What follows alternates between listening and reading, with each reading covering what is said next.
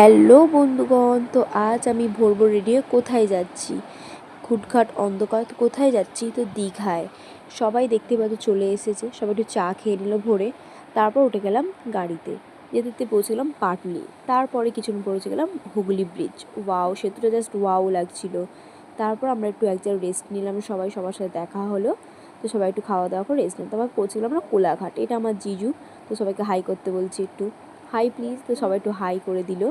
So আমার দিদিরা সবাই আছে আর কি। তারপর একটা হোটেলে, রেস্টুরেন্টে দাঁড়িয়ে আমরা খাওয়া দাওয়া করে নিলাম সব কিছু আর কি, ব্রেকফাস্ট করলাম।